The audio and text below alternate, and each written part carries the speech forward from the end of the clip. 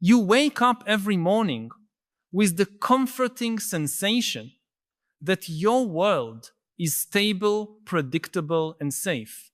You check your bank accounts protected by complex passwords, observe the security cameras that watch over your home, feel at ease with your carefully calculated life and health insurance policies, and walk the streets, trusting that the institutions you've known since childhood will continue functioning as they always have. This sense of control and predictability isn't yours alone. It's shared by billions of people around the world who have built their lives on the fundamental premise that they know the rules of the game and that these rules will remain relatively constant.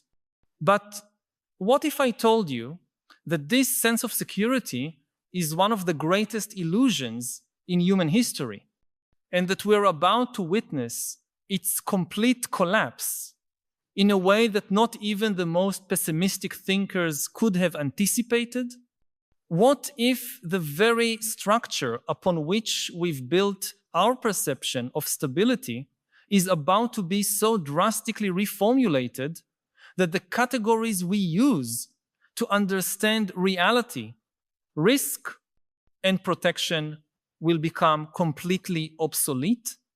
Over the next few minutes, we'll explore together how we reached this historical inflection point and why 2026 may mark the moment when humanity awakens from a collective dream of security to discover it was living in a world completely different from what it imagined. To understand the magnitude of the approaching transformation, we must first recognize that our current perception of security is a historically very recent and extraordinarily fragile phenomenon. For most of human existence, our ancestors lived in a state of constant uncertainty where survival depended on adaptive skills developed over millions of years of evolution. They knew that life was unpredictable, that danger could emerge at any moment, and that their security depended entirely on their capacity for immediate response to environmental challenges. Agriculture brought the first great illusion of control, allowing human societies to create surpluses, develop specialization, and build the first permanent structures of protection.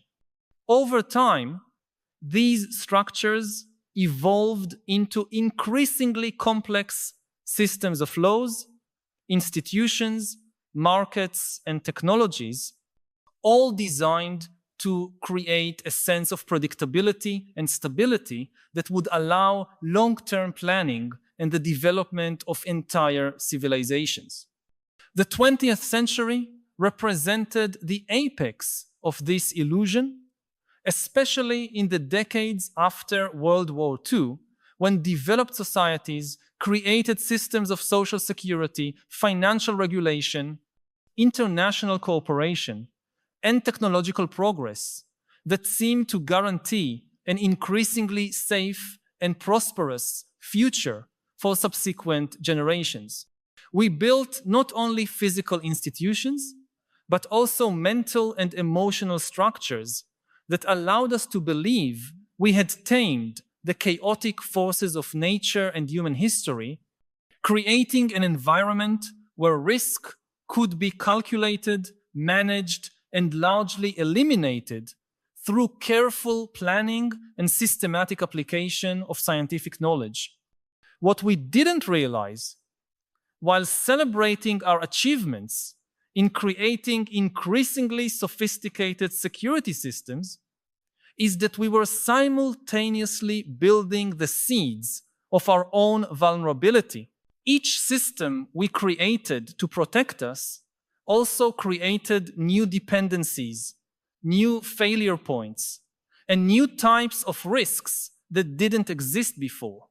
The global interconnection that allows resources to flow efficiently around the world also means that a disruption at any point in this network can propagate instantly to all other points.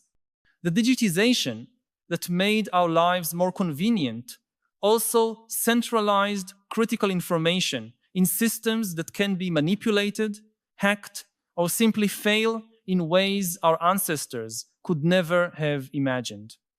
The specialization that allows modern societies to function with incredible efficiency also means that most people have completely lost the ability to survive independently of the complex systems on which they depend. More fundamentally, we created a culture of responsibility and delegation, where individuals transfer responsibility for their security and well-being to specialized institutions, gradually losing not only the practical skills necessary for self-preservation, but also the psychological capacity to imagine and prepare for scenarios where these institutions could fail or behave in unexpected ways.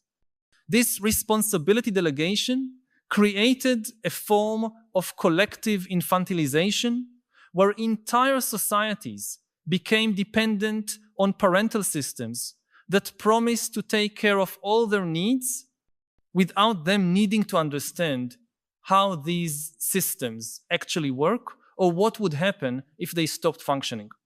The technological revolution we've experienced in the last 2 decades has dramatically accelerated both our illusory sense of security and our real vulnerability in ways we're just beginning to understand. The internet and mobile devices created the impression that we have instant access to all the information we need and that we can immediately connect with any person or resource necessary in case of emergency. Apps on our phones tell us exactly where we are, how to get where we want to go, what the weather forecast is, what the health risks are in our region, and even monitor our vital signs and activity patterns to alert us to potential problems before we become aware of them. This profusion of information and apparent control has given us a sense of empowerment and security that is almost completely illusory because it created absolute dependence on systems we don't control and don't understand. When your phone tells you there's no traffic on your usual route, you don't question how this information is collected, processed, and transmitted, nor do you consider what would happen if this system were compromised or simply failed.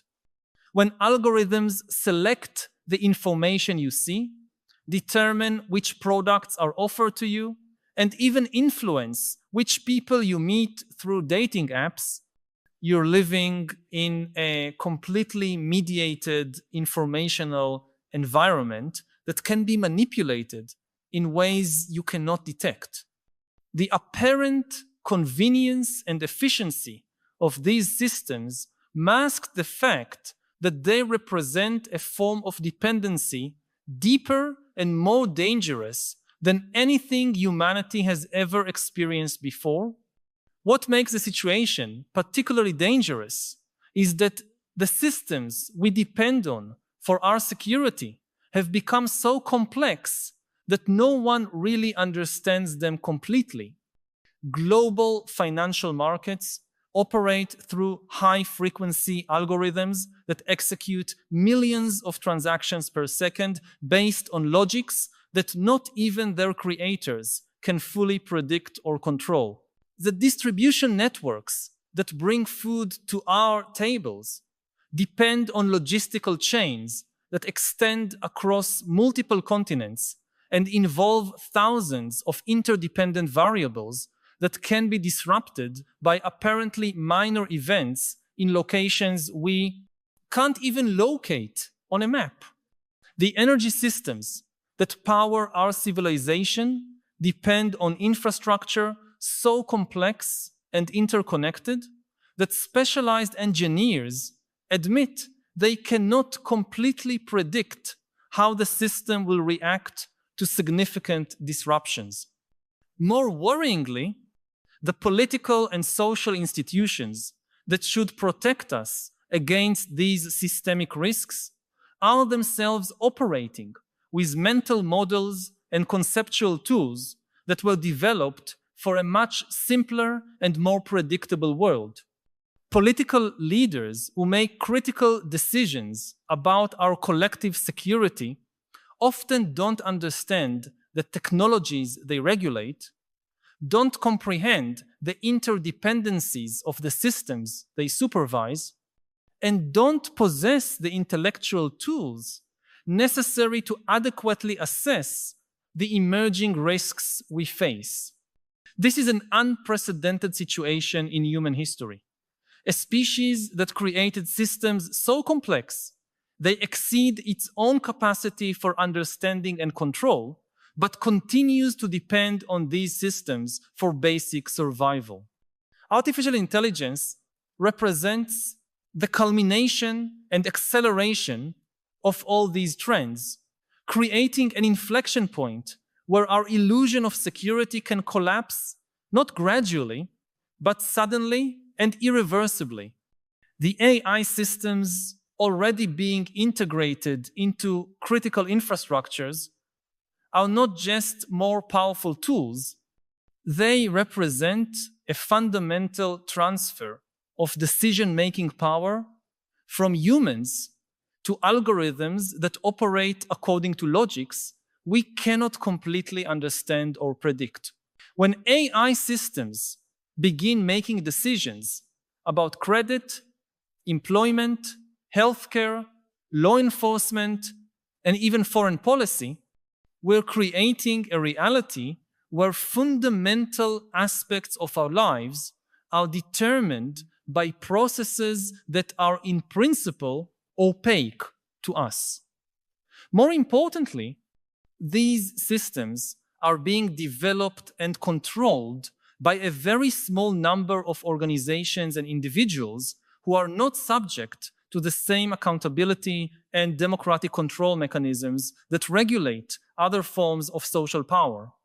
The concentration of computational power and data in the hands of a few large technology corporations has created a situation where decisions made by a few dozen people in Silicon Valley offices can have deeper impacts on the daily lives of billions of people than decisions made by democratically elected governments.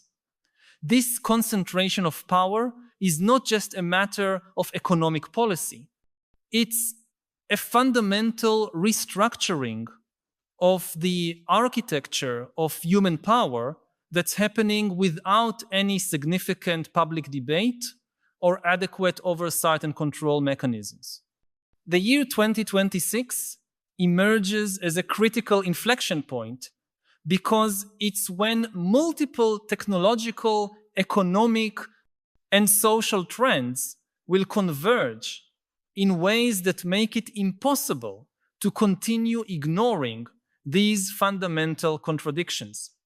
The AI systems being developed now will reach a level of sophistication where they'll begin to surpass humans in increasingly broad areas of decision-making, creating irresistible pressures to automate increasingly critical aspects of our social infrastructures. Geopolitical tensions resulting from competition for limited resources and technological disruption will reach points where traditional mechanisms of international cooperation may no longer be sufficient to maintain stability. Climate change will produce extreme events with frequency and intensity that exceed the response capacity of institutions designed to deal with much smaller and more predictable variations. More importantly, it's when the generation that grew up completely immersed in digital environments will reach positions of leadership and power, bringing not only familiarity with digital technologies, but also completely different expectations about privacy, autonomy, authority, and the appropriate relationships between individuals and systems. This convergence will create an environment where the contradictions we've managed to ignore or manage through palliative measures will become so evident and disruptive that they'll force a fundamental restructuring of how we organize societies, economies, and our relationship with technology. I need to stop for a moment and ask you directly, which aspect of this future we're discussing most arouses your fear or apprehension? Do you also lie awake at night thinking about it? I know we often keep these concerns to ourselves, perhaps for fear of seeming paranoid or technophobic in a world that celebrates every new innovation without question. But your concerns are valid and probably shared by more people than you imagine. Share in the comments. My greatest fear about our technological future is your voice can help create a space where we can honestly discuss these collective fears instead of suppressing them. And perhaps by naming these fears together, we can begin to imagine ways to confront them. The question we must confront is not whether we can avoid this transformation because the forces driving it are already in motion and irreversible, but rather how we can navigate through it in a way that preserves what we most value about the human experience. The illusion of security that's about to be destroyed wasn't entirely negative. It allowed human societies to create art, science, philosophy, and forms of love and cooperation that would be impossible in environments of total uncertainty. The challenge is discovering how we can maintain these essential human capacities in a world where we need to accept fundamentally higher levels of uncertainty and develop new forms of resilience that don't depend on centralized systems of control and protection. This requires a transformation not only in our technologies and institutions, but in our collective psychology, our relationship with risk, our understanding of what it means to be human in a world where humans are no longer the only intelligent agents. We need to learn to live with uncertainty without being paralyzed by it, to use technology without being controlled by it, to cooperate on a global scale without losing our individual autonomy, and to plan for the future without the illusion that we can completely control it. This is not a task that can be accomplished by political leaders, technologists, or specialists alone. It requires a transformation in collective consciousness that can only emerge through honest and deep conversations between ordinary people who are willing to confront uncomfortable realities and imagine possibilities that go beyond the familiar structures of the world we know. The first step in this transformation is recognizing that our current sense of security is to a large extent an illusion, and that accepting this reality is not cause for despair, but an opportunity to discover more authentic and sustainable forms of human well-being. When we stop depending on external systems for our sense of security and begin developing internal resources of resilience, flexibility, and adaptability, we discover that we are much more capable and resourceful than we thought. When we stop delegating responsibility to specialized institutions and begin taking personal responsibility for understanding and influencing the systems of which we are part, we discover that we have much more power and agency than we realized. When we stop trying to control external variables over which we have little influence and begin focusing on developing our capacity to respond creatively to changing circumstances, we discover a freedom and vitality that cannot be threatened by external disruptions. The destruction of the illusion of security in 2026 may represent the end of an era of collective infantilization and the beginning of a new era of human maturity, where our species learns to live consciously in a universe that is fundamentally uncertain, dynamic, and constantly changing. This doesn't mean a return to barbarism or chaos, but an evolution toward forms of social organization that are more flexible, resilient, and aligned with the basic realities of existence. Instead of trying to eliminate all uncertainty and risk through control and predictability, we can learn to dance with uncertainty in ways that reveal creative possibilities we couldn't have imagined when we were trapped in rigid security structures, instead of depending on external authorities to tell us what is safe and what is dangerous. We can develop our own capacity for discernment and navigation in complex environments. Instead of trying to build increasingly higher walls to protect us from unwanted changes, we can learn to surf the waves of transformation in ways that take us to places more interesting and fulfilling than those we could have reached through control. This transformation has already begun at the margins of our society, where individuals and communities are experimenting with alternative forms of organization that privilege adaptability over stability, diversity over uniformity, and personal responsibility over institutional dependence. People are learning to cultivate food, generate energy, educate children, care for health, and resolve conflicts through methods that are more local, participatory, and resilient than the centralized systems most of us still depend on. Artists, philosophers, scientists, and technologists are exploring creative possibilities that emerge when we stop trying to replicate the past and begin imagining genuinely new futures. Organizations are experimenting with decentralized structures that distribute power and responsibility in ways that make systems more robust and less vulnerable to catastrophic failures. These experiments are still minority and marginal, but represent seeds of possibilities that can become dominant when centralized systems can no longer maintain the illusion of security that justified their hegemony.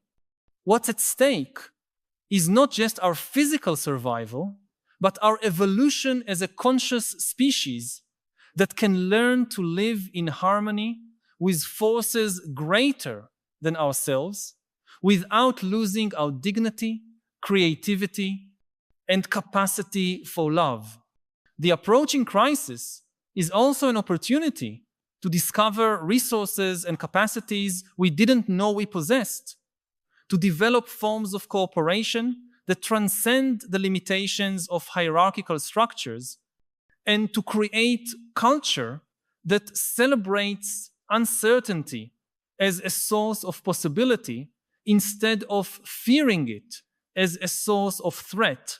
When we stop spending energy trying to maintain unsustainable illusions and begin investing that energy in learning to live with reality as it actually is, we discover that reality is much more interesting, abundant, and full of possibilities than the fantasies of control we were trying to maintain. The truth that will destroy our illusion of security in 2026 is also the truth that can liberate us to discover ways of living that are more authentic, satisfying, and aligned with our deeper nature as adaptable, creative, and conscious beings. The transition will be difficult, especially for those who have invested their identities and resources in maintaining structures that are becoming obsolete. But on the other side of this transition exists the possibility of a human civilization that is more resilient, more creative, more just, and more capable of continuous evolution than anything we've created before. The choice we face is not between security and insecurity, but between illusion and reality, between dependence and autonomy, between rigidity and flexibility, between fear and curiosity about what we might become when we stop trying to be what we thought we were. If these reflections have touched on something you've been feeling, but perhaps haven't found words to express, know that you're not alone. By subscribing to the channel, you'll connect with a growing community of people who share your concerns and your desire for a deeper understanding of the philosophical challenges of our time. Each week, we meet here to explore together the great questions that define our era and to seek not only understanding, but also wiser ways to live amid the transformations we're witnessing. This is not just a channel, but a space for dialogue and collective growth. Join us on this continuous journey. Subscribe so we can continue this essential conversation about how to live with more wisdom and purpose in a world that often leaves us disoriented and divided. And if this video brought insights you consider valuable, leave a like so other people can find these reflections and join us in this collective exploration of the mysteries and possibilities of our extraordinary time. When I think about climate change, one of the things that people should realize is what is the cost of preventing catastrophic climate change? What size of a check do you need to write if you want to solve this? How much money? And nobody knows for sure, but the best estimates we have, something like 2%, 3%, maybe 5% of global GDP. Now, this is a lot, but it's completely doable. If I told you it's 50%, then forget it. We are not going to do it. It's not like if you're a dinosaur 65 million years ago, when the asteroid comes, then don't bother. I mean, there is nothing you can do about it. But we are not like the dinosaurs. To shift even 5% of our resources from one field to another, this is what politicians do all the time.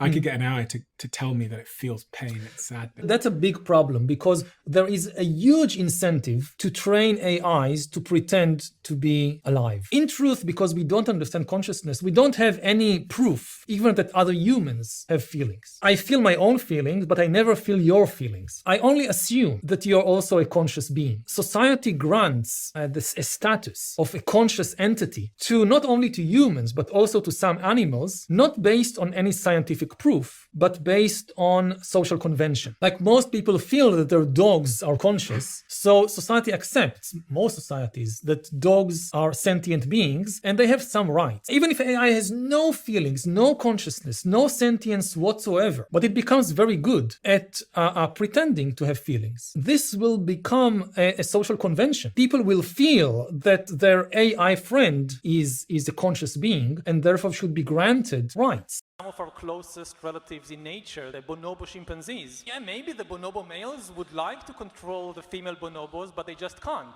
In bonobo society, networks of females actually dominate the society. Now, lots of people have this very simplistic notion that men are simply stronger physically. So, you know, it's no-brainer. But actually, this is a very problematic theory, because when you look at human societies, there is no consistent match between physical strength and social and political power.